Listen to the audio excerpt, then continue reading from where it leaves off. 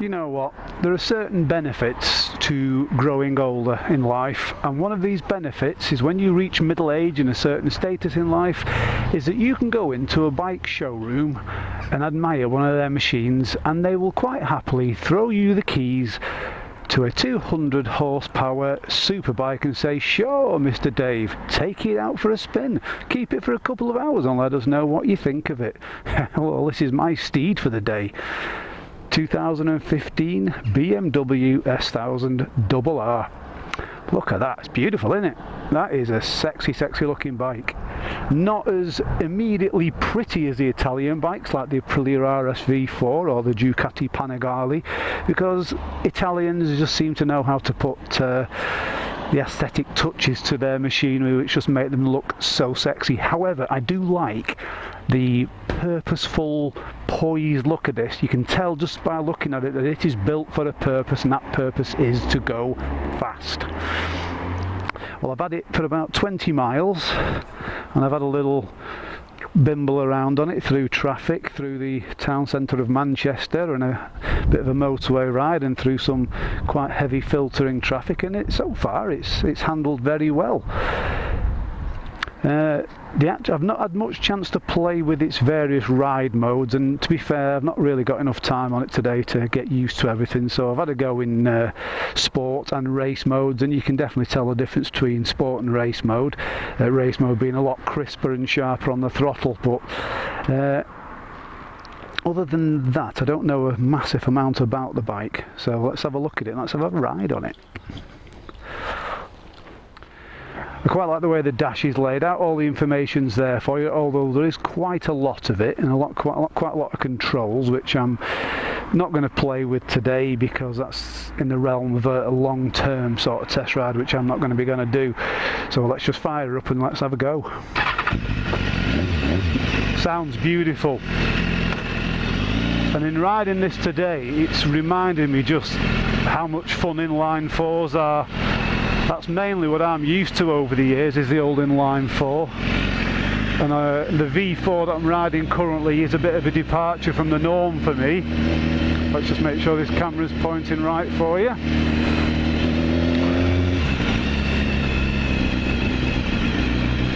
My first impressions when I got on this was how usable it is. It's a sports bike, yes, so the seating position is a bit radical, but it's not overly radical. Yes, the weight's on your wrists, but not in an unpleasant way. It's in an expected way, like it should be on a sports bike, but you're not hunched right over it like you are on the Aprilia RS Veefour or the Honda Fireblade, as I found. And even though this has got 200 horsepower, you don't really notice it because at low RPM it pulls very smoothly. It's very usable and user friendly at low speeds, much more user friendly than my Tuono. This, I can put this into 5th gear doing less than 40 miles an hour and it pulls. My Aprilia won't do that. It really doesn't like being in too high a gear at low speeds. Whereas it's just so smooth and usable. And what I really do like about this bike is its quick shifter, or as they call it, sports gear changing pro something or other they call it at BMW. But it's essentially a quick shifter. It has the upshift, but and this is a really nice feature, that's the auto blipper on the downshift, so you just shut the throttle and there it is. It's beautiful.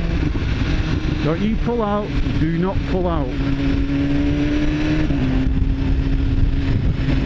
And the upshift on the quick shifter is very nice and very crisp. However, sometimes it just feels like you have to put quite a bit of pressure into it. So if I'm just riding about on this, I'll just change gears like normally, because unless you're in a hurry and want to get a bit of a move on, and I've said this about quick shifters before, I don't think you really need them. but when you do need them they are superb. And the one on this one, when you get the revs up, it changes gear like snick, snick, snick. It is so crisp and so precise. Well, that's German engineering for you. The ride, it's very, very predictable and planted, feels very, very nimble, and I've been doing a bit of filtering on it, and it filters well. It's a narrow bike, it's only a little bike. They are these sports bikes, the tiny little things. They used to be huge. Mama. Wow, did you see that? That was awesome. Oh, that was a nice set of jerks. Motorcycle, yes, where was I? Quite. Right, where shall I go? I've got another hour on my test ride, so I can't be going too far away.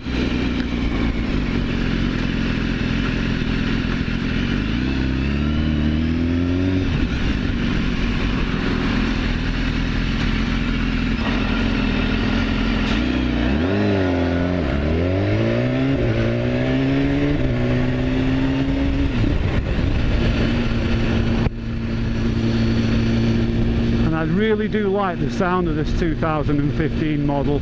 I think they've done something to the exhaust because it sounds like it's got a real race can on it. And what I really, really like is, listen to this, the overrun popping noise it makes. Oh, that sounds so nice.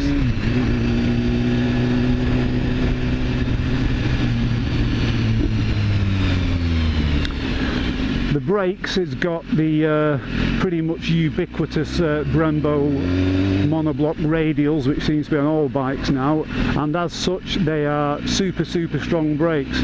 But having a look at the bike, I've noticed that it's actually got Nissan master cylinder on the top, which I would have thought a bike at the £16,000 sterling price range that this one is, this being the sports package model, so it's got everything on it.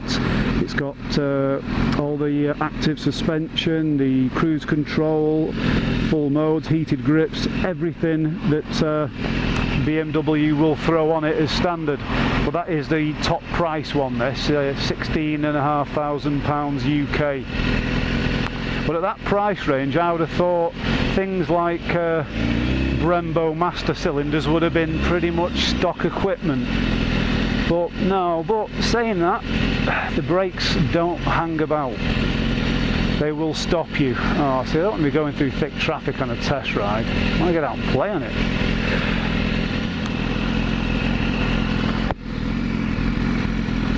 As I was saying about the ergonomics, there's a lot of thought gone into it, and I think they've done something that a lot of manufacturers of motorbikes don't do, and that's take into account the needs of the rider. And I think this is a particularly BMW trait, that they do seem to factor in rider comforts and you know, things like that. You ride, I've never actually ridden one, but people say the Panigale is very uncomfortable to ride, with lots of vibration through the handlebars. On this, the position, as I was saying earlier, it's very sporty, but it's also very usable. Your feet aren't quite so high up underneath you, you're not quite so hunched up over the bars. I think I could ride this all day. I probably wouldn't want to ride it every day.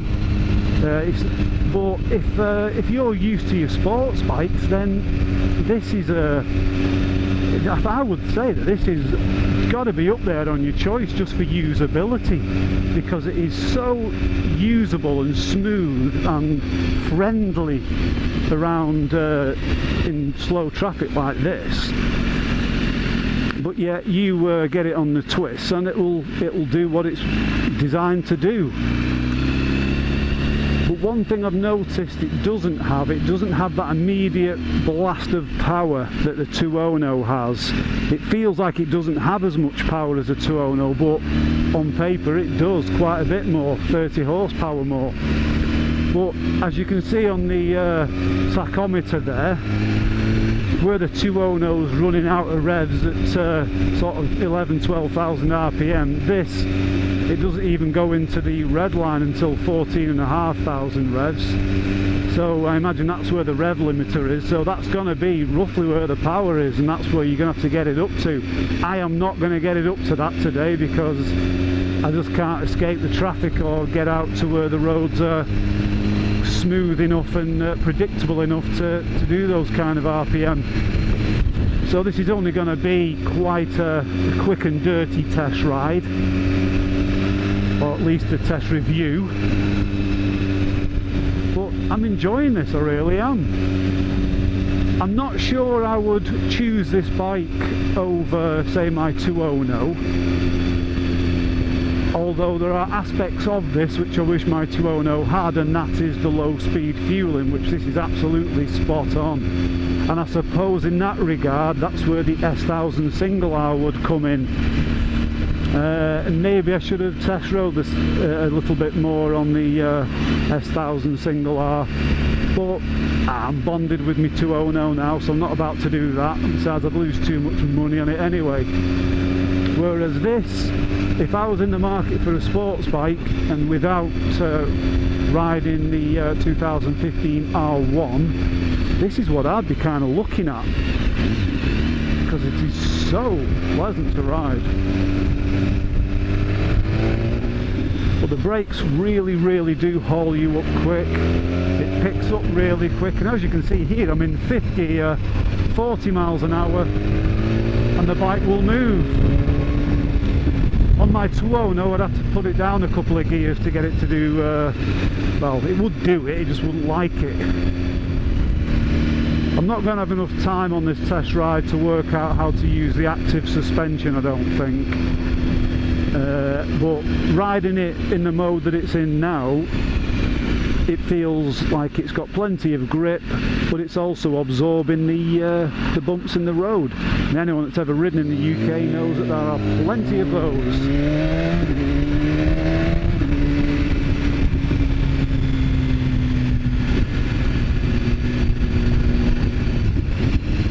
I'd love to take this on a track and just take it to its like theoretical maximum, because in conditions like this it's barely getting over 4,000 RPM, and it's got, you know, a nice pleasant leisurely pace about it. But I'd like to get it searing hot and firing on all its cylinders, all the taps open, and just see what this machine will do. If I was in the market to sort of buy a new bike that I wanted to use every day, that was gonna get used at the weekends for fun but commuting through the week, I would actually consider one of these. I never thought I would consider a sports bike for day-to-day use, but this, no, it really works.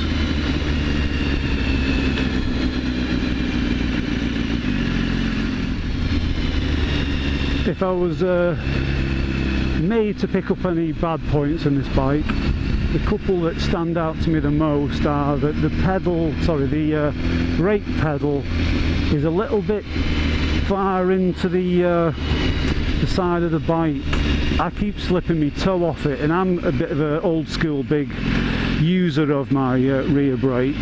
You don't really need to on these bikes because the front brakes are so good, but for me, I like to use it. And the pedal for it is just a little bit tucked under the into the right hand side of the bike. The gear stick's in a nice position, but one thing it could probably do with is some rubber on it, because again my boots keep slipping off the end of it. But that is just something I would probably get used to. Same with the brake lever. It's a bit different to what I'm used to. I'd like it to be different, but if I bought this bike it would just be something I would adapt me riding to.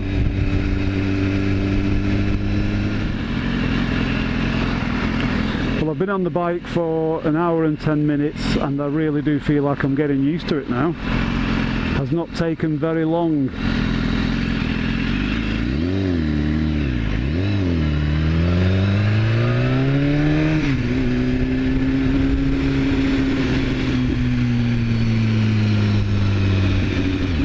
There is, however, a little bit of vibration through the bars. On previous reviews, this sort of thing had been picked up on the pre-2015 model, and I've read other reviews or watched other reviews where they say this has been addressed. It must have been really bad on the old model, because I can feel it on this. You know, I'm a little bit prone to vibrational white finger, and I can feel it, and it could be one of those things that could be an issue.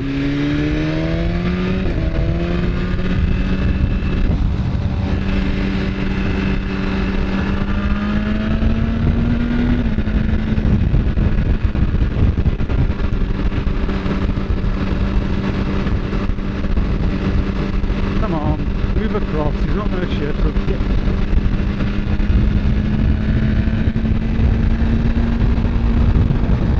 come on, fucking shift.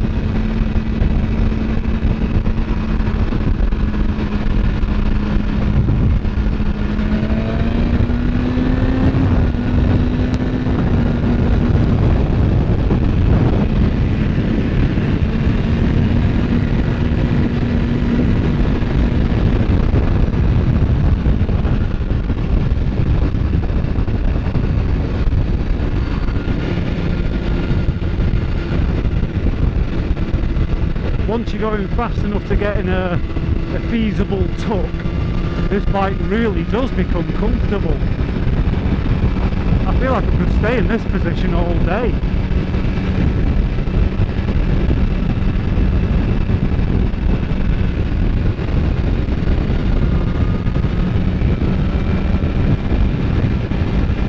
That is lovely, this.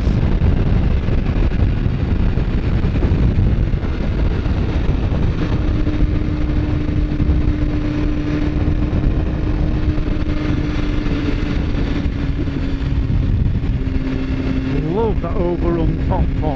Excellent. There's a little bit of wind buffet from the fairing when you've got your head down. Maybe that could be addressed with some kind of aftermarket bubble screen, just to make it a little bit more practical and usable.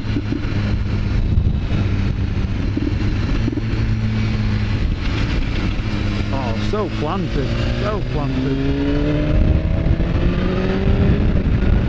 Got to be careful around here, it's speed camera city.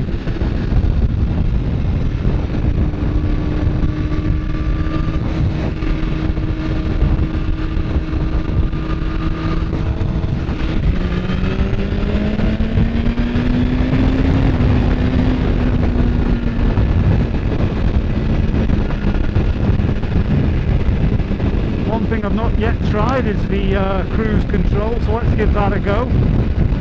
On, set. Oh wow, that is weird. That is weird. Look at that. Right hand off the throttle. That is very odd. I'm not sure I'd like it, but it's actually quite good. If you was on a long journey, you could rest your right hand quite easily. This is very nice. Switches off nice and easy. I believe it allows you to interrupt it by applying the brakes, or any kind of control input will switch it off, which is pretty much like a car one.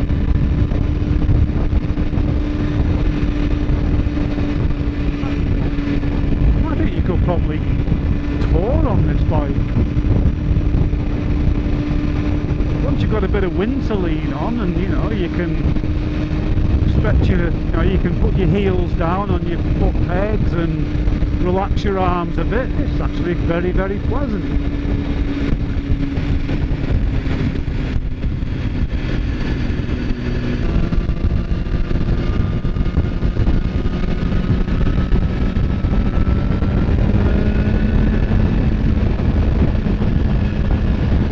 This is really nice. Getting into this now. Totally see the sports bike buzz. Although I am getting that vibration now through the foot pegs as well as through the handlebars. At this 5,500 RPM, the buzz is coming more through the foot pegs than the handlebars. At 4,000 it seems to come through the handlebars a little bit. I don't think it's a deal breaker, but it would be something I would have to consider. and it does get a little bit hot, this bike. I can feel it radiating into my legs a bit. Now it's a warm day in sunny Manchester today, and I can feel that heat radiating back through the bike at me. Again, it's not a deal breaker, but I don't know, it's more so than the Tuono. Let's have a look, see if we can find the MPG.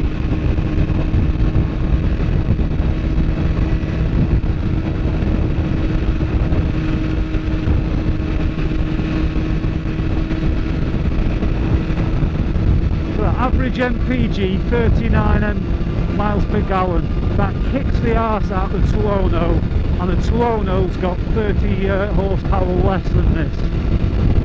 I don't know how Aprilia have managed to get such a crappy gas mileage out of their bike, when this will do an average of 39. Well, saying that though, I've not been thrashing this like I thrashed me Aprilia, so yeah.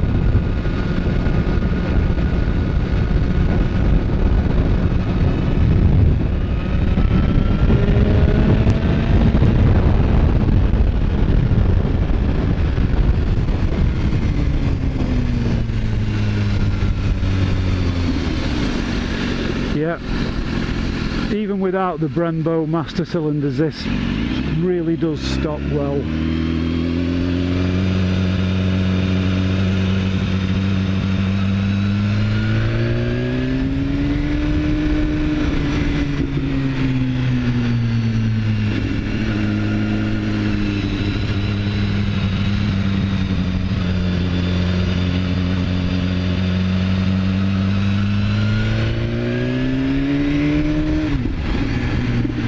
Very predictable in the corners. I won't take it any far over than that because I don't know how good these tyres are, and I've not got my knee sliders on today.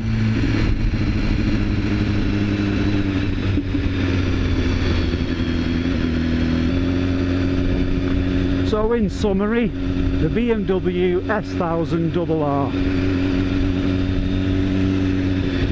a day-to-day bike that you can go and win super stock races on. That's the best way to sum this machine up. If you're just a one bike person, you could commute Monday to Friday to your job in the city on this machine, then at the weekend, mirrors off, lights covered, track day abandon. At least I would imagine. A lot of money at £6,500 in the UK, but for that you're getting a pretty damn well sorted bike with all the rider aids you could possibly need. All the traction control, all the ABS, all the wheelie control, everything. And nice little touches like the cruise control and the heated grips. Not that we need heated grips today, but this being England, some days you will.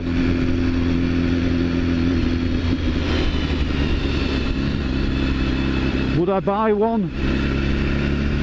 Yeah, I probably would. And possibly might. We'll have to see. I'm not getting rid of my Tuono, but you never know. Watch this space. Yeah, I can really feel that heat coming up through my legs now, much more so than the Tuono.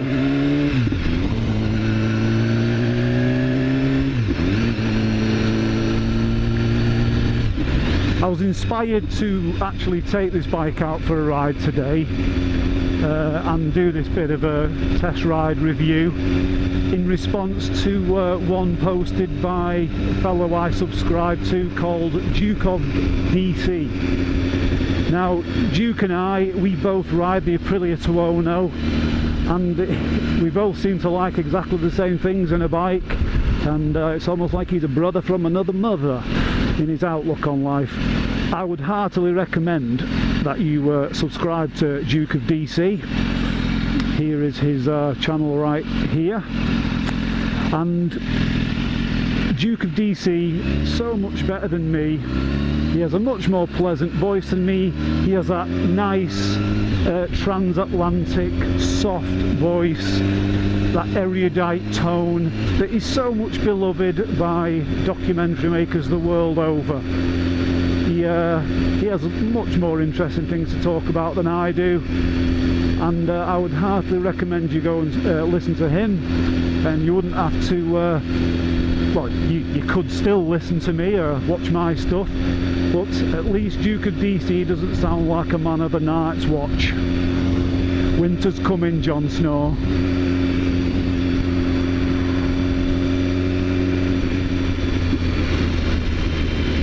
Speed Camera Central in Manchester. This is why I really dislike riding around in cities. I would so much love to take this out on the open road and just let it do its thing. But that being said, it's coping with the traffic and the bustle and the hustle quite well. I am very impressed. She's beautiful. Quite reluctant to give her back.